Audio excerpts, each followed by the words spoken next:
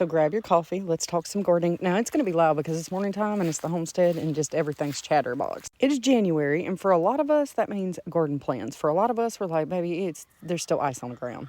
Understandably. However, folks in the southern U.S., they're fastly approaching frost dates. And I'm already noticing some really bad gardening advice going around. So let me simplify some gardening for you. First of all, if you see information like this going around, I want you to ignore it. And here's the reason why. This says January gardening made easy. USDA zone by zone guide for early planting. Now, this wouldn't be an issue if this was talking about perennials, the plants you plant one time and they keep coming back. But it's actually talking about a whole lot of annuals, kale, cabbage, lettuce. And baby, we do not follow our USDA growing zones for annuals, okay? Because they won't even survive the winter. And what is that growing zone for? It's to tell you the lowest average, coldest temperature for the winter in which that plant could survive. So it could come back next year.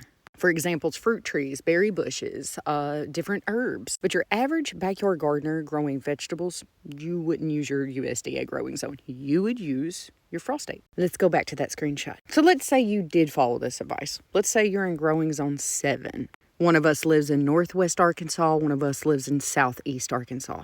We could have frost dates different within almost a month. And a lot of times I see that happening. You'll have people that are in the same USDA growing zones, but their frost dates are like a month apart. And if you were to follow something like that sheet of paper, you could probably start plants a month early or a month late, which doesn't seem like a big deal until it doesn't yield any crops because it's eaten by bugs or because it dies by a frost. Oh, I see a lot of grays. So just do me a favor, okay? Whenever we're planting annuals, pain in the butt plants, we got to plant them every single year because they die every winter. Use your frost dates. You can go to the old Farmer's Almanac because you know the other one's gone or going away. Pop in your zip code. It will give you your average frost date for the last spring frost date and the first fall. The days in between, that's the days that you have to grow stuff. And I'm out here looking around and I got a lot of work to do. Me garden needs some help. Yes, I'm still sporting the Nike slides. You don't fix what ain't broken.